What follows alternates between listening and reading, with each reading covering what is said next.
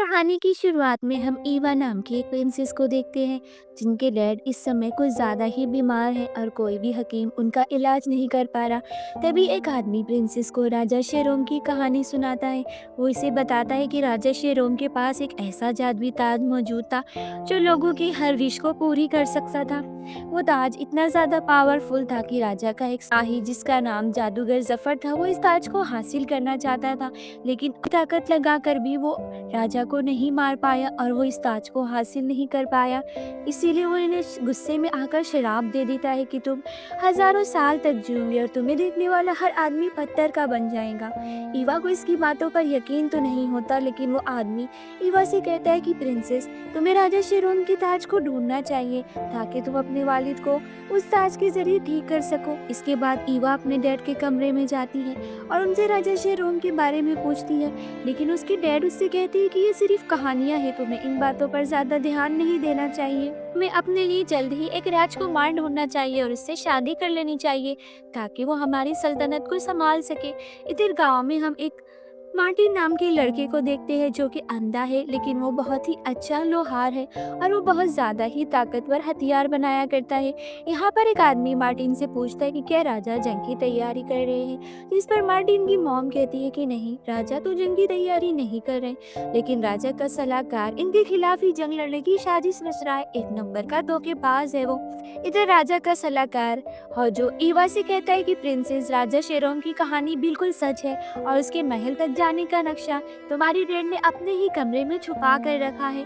तुम्हें उसके महल तक जाना चाहिए। और इसकी बातों में आ जाती है और बिना सोचे समझे अपने डैड के कमरे से राजा शेरोम का नक्शा चुरा कर रात को महल से निकल जाती है। तो ये खबर सुनकर बहुत ज्यादा परेशान हो जाते हैं और वो होजो से कहते हैं कि जल्द ही अपने सारे सिपाहियों को ईवा को ढूंढने के लिए भेजो। लेकिन होजो राजा से कहता है कि मैं अब तक यहाँ का राजा नहीं बना, तो मैं किसी को कोई भी हुक्म नहीं दे सकता। अगर आप मुझे यहाँ का राजा बना दे तो मैं आपकी बेटी राजकुमारी को ढूंढकर वापस ला सकता हूँ। ये सुनकर राजा बहुत ज्यादा परेशान हो जाते हैं। वो किसी भी कीमत पर ईवा को वापस पाना चाहते थे, इसीलिए वो होजो को जब तक कि ईवा वापस नहीं आती तब तक यहाँ का राजा बना देते हैं। ये फैसला सुनते ही होजो बहुत ज्यादा खुश हो जाता है क्योंकि वो अपने चाल में कामयाब हो चुका था और वो यही तो चाहता था। बाद हम होजो को देखते हैं जो कि आईने में किसी से बात कर रहा था और यहाँ पर हमें होजो का असली चेहरा मालूम पड़ता है कि यही जादूगर जफर है जो कि हजारों साल से जिंदा है और वो अभी भी उस ताज को हासिल करना चाहता है। इधर वो आईने में किससे कह रहा होता है कि प्रिंसेस राजा शेरोम के महल की ओर निकली है और वो तुम्हारे रास्ते से होकर ही गुजरेंगी, उसे जिंदा मत छोड़ना। इधर हम मार्टिन को देखते हैं जो कि जंगल में जाता है। वो जंगल में जाकर एक क्रिसमस ट्री को लेकर आता है। यहाँ पर हम देखते हैं कि मार्टिन अंधा होने के बावजूद भी सारे कामों को बहुत अच्छी से निभा सकता है, यानी कि उसकी आंखों के अलावा उसके दूसरे सेंस बहुत अच्छी तरीके से काम करती हैं। फिर राजकुमारी ईवा भी गांव में पहुंच जाती है और वो लोगों से एक अच्छे लोहार के बारे में पूछ रही होती है क्योंकि उसे अपनी तलवार पर धार लगवानी थी और अपने घोड़े को नाल पे डलवाना था। सब लोग उसे मार्टिन के बारे में बताती है। जब वो मार्टिन के पास आती है तो मार्टिन उसकी खुशबू से ही पहचान लेता है कि ईवा एक प्रिंसेस है। इसके बाद वो ईवा से कहता है कि जब तक मैं आपकी तलवार पर धार लगा रहा हूँ आप मेरी मॉम के साथ मेरे घर में रुक सकती है। मार्टिन की मॉम भी ईवा को देखकर फौरन ही पहचान लेती है कि वो राजकुमारी है और उन्हें अपने घर के अंदर लेकर जाती है। बातों ही बातों में ईवा उन लोगों को बता देती है कि वो राजा शेरोम के महल की ओर जा रही हैं, जिस पर मार्टिन की मॉम कहती है कि प्रिंसेस, आप इतना खतरनाक सफर अकेले क्यों कर रही हैं? जिस पर प्रिंस उन्हें बताती है कि अपने वालिद को ठीक करने के लिए उसे ऐसा ही करना होगा। मार्टिन की मॉम उसे कहती है कि रात हो चुकी है, रात को आपको इतना खतरनाक सफर नहीं करना चाहिए, आप रात यहीं पर गुजार ले, सुबह हो जाने पर अपना सफर फिर से कंटिन्यू करना।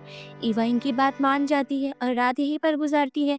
रात को मार्टिन भी अपनी मॉम से जिद करने लगता है कि वो भी प्रिंसेस ईवा के साथ जाएगा, लेकिन उसकी मॉम मौका पाते ही नींद की गोली इसे पिला देती है, जिसकी वजह से मार्टिन बहुत देर तक सोया रहता है और जब वो जागता है तो राजकुमारी वहाँ से जा चुकी होती है। ये देखकर वो बहुत ज़्यादा गुस्सा होता है और सुबह उठकर फिर से अपने काम पर लग जाता है। जब मार्टिन लकड़ियाँ काट रहा था तो तभी राजकुमारी का घोड़ा आ जाता है।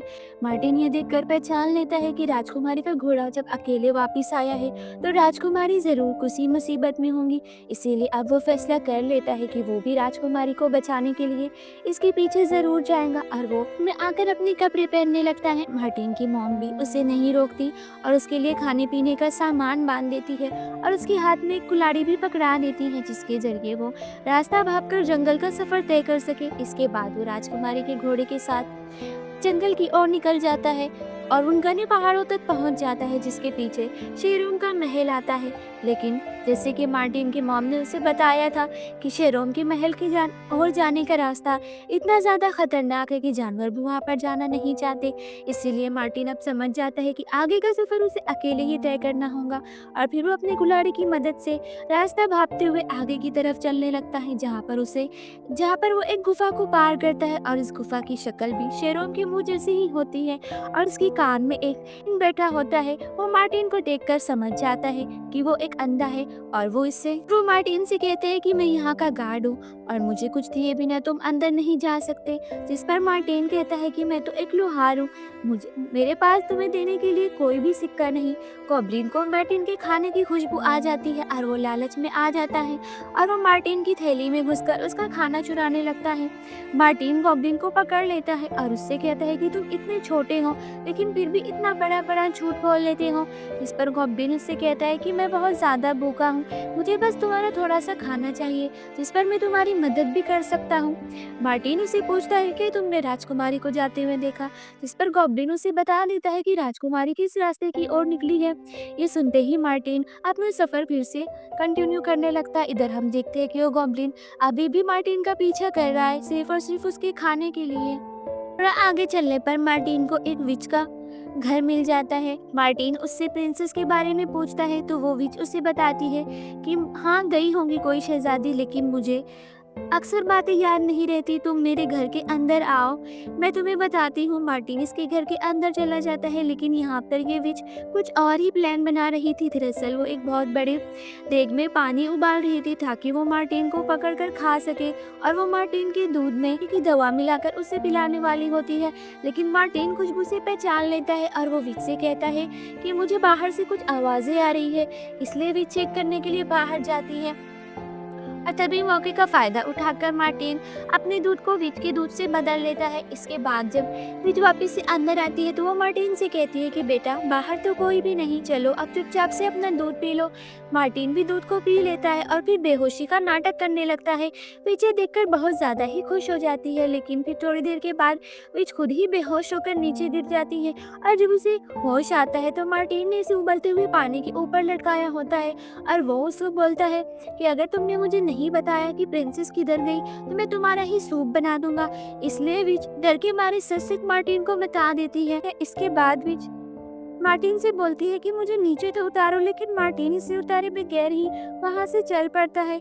मार्टिन अब आगे की तरफ बढ़ने लगता है। रास्ते में मुश्किलें अब बहुत ज़्यादा बढ़ जाती हैं। वो बहुत ही खतरनाक पहाड़ियों के बीच पर पहुंच जाता है, जिसको पार करने के बाद ही राजा शेरोम का महल आता है। वो अपनी कुल्हाड़ी की मदद से इन पहाड़ियों को पार ही कर रहा था और साथ में गॉब्लिन भी उसकी मदद कर रहा था। इधर हम विच को देखते हैं जो कि एक कुल्हाड़ी की मदद से अपनी रस्सी को काट कर आज़ाद कर लेती है और फिर वो फौरन शीशे में किसी से बात कर रही थी। हमें पता चलता है कि वो जफर यानी होजो से ही बात कर रही है। बताती है कि तुम्हारा शराब अब जल्दी ही टूटने वाला है, क्योंकि कोई भी इंसान अगर राजा शेरोम को एक दिन के शेरोम को गुजार ले और वो पत्थर का ना बने तो राजा शेरोम का शराब टूट जाएगा। और अब एक अंधा आदमी राजा शेरोम के महल की ओर बढ़ रहा है, इसीलिए तुम्हारा शराब जल्दी ही टूटने वाला है। ये सुनकर होजो को बहुत ज्यादा गुस्सा आता है और वो फौरन मार्टिन को रोकने के लिए उस ओर बढ़ जाता है। और सबसे पहले गॉब्लिन जो कि मार्टिन की मदद कर रहा था उसे पत्थर का बना देता है। इसके बाद वो देखता है कि मार्टिन पहाड़ी को पार करने की कोशिश कर रहा है, इसीलिए वो मार्टिन को उस पहाड़ी से नीचे गिरा देता है। लेकिन जैसे ही मार्टिन नीचे गिरने वाला होता है वो उसे अपने जादू की मदद से सहारा दे देता है और उससे गॉब्लिन की आवाज में कहता है कि देखो, मैंने तुम्हें गिरने से बचा लिया, अब तुम्हें बस एक काम करना होगा। राजा शेरोम का शराब जब ही टूटेगा जब उनकी जान ले ली जाए, इसीलिए तुम्हें राजा शेरोम को मिलते ही उन्हें जान से मार देना होगा। ये सुनकर मार्टिन भी इसकी बातों पर यकीन कर लेता है और फिर वो पहाड़ी को पार करते हुए राजा शेरोम के महल में पहुंच जाता है। अंदर जाने पर वो बहुत सी चीजों को देखते हैं जो कि सबके सब पत्थर के बन गए थे। यानी कि शेरोम ने इन्हें देख लिया था। हम यहाँ पर प्रिंसेस ईवा को भी देखते हैं, पत्थर की बन चुकी थी। शेरोम ये देखकर हैरान हो जाता है कि कोई आदमी वो उसे बार बार देख रहा है, फिर भी वो आदमी पत्थर का नहीं बन रहा। वो मार्टिन उससे कहता है कि मैं अंधा हूँ और मैं आपका शराब तोड़ने के लिए आया हूँ, और आपका शराब तोड़ने के लिए आपको जान से मार देना होगा। शेरोम भी अब अपनी इस मायूसी वाली जिंदगी से तंग आ चुका था, और वो मार्टिन से कहता है कि अगर इसी में सबकी भलाई है तो तुम मुझे जान से मार दो। लेकिन मार्टिन राजा शेरोम को जान से नहीं मारता, क्योंकि उन्होंने अब तक के किसी के साथ कुछ बुरा नहीं किया था, तो फिर उन्हें ये सजा क्यों मिले। मार्टिन उन्हें जिंदा छोड़ देता है, लेकिन तभी वहाँ पर जादूगर जफर आ जाता है, और वो मार्टिन से कहता है कि तुमने मेरा सारा प्लान ही चौपट कर दिया। दरअसल मैं ही चाहता था कि तुम राजा शेरोम को मार दो और मैं उनके ताज को हासिल कर लूं, क्योंकि मैं राजा शेरोम को नहीं मार सकता, सिर्फ तुम ही ये काम कर सकते थे। लेकिन अब तुम मेरे किसी काम के नहीं रहे, इसीलिए मैं अब तुम्हें भी जान से मार दूंगा। और वो मार्टिन को अपने जादू से ऊपर उठाकर जोर से नीचे पटक देता है, जिससे मार्टिन बहुत ज्यादा जख्मी हो जाता है। वो मार्टिन को फिर से और ज्यादा तकलीफ देने वाला होता है, लेकिन तभी राजा शेरोम अपने इशारे से मार्टिन के पास उसकी कुल्हाड़ी को फेंक देते हैं। मार्टिन उस कुल्हाड़ी को उठाकर सीधा जफर के सीने में स्टेप कर देता है, जिसकी वजह से जादूगर जफर मारा जाता है। और जादूगर के मरते ही सब चीजें पहले जैसे ही नॉर्मल हो जाती है, और वहाँ पर बनी सभी पत्थर की मूर्ति में वापस से जान आ जाती है। और आज हजारों साल बाद ही शेरोम का कर्ज भी टूट जाता है। ये देखकर मार्टिन की बहादुरी को देखकर शेरोम उससे बहुत ज्यादा खुश होता है, और वो उससे कहता है कि बताओ। शेरोम उससे कहता है कि मैं जानती हूँ कि इस बार तुम्हारी ख्वाहिश क्या है, और वो मार्टिन को उसकी आंखों की रोशनी दे देते हैं। और मार्टिन पहली बार दुनिया को देखता है, और वो पहली बार प्रिंसेस ईवा को देखता है। वो इन्हें देखकर बहुत ज्यादा खुश होता है।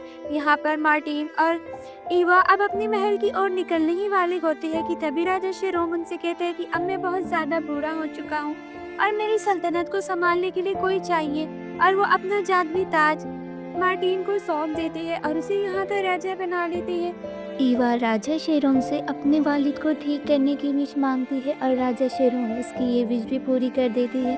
इसके बाद वो दोनों को उनके महल तक पहुंचा देते हैं। इसी तरह इस मूवी की एक प्यारी सी हैप्पी एंडिंग होती है। अगर आपको इस मूवी की कहानी पसंद आई हो तो वीडियो को एक लाइक ज़रूर कर देना।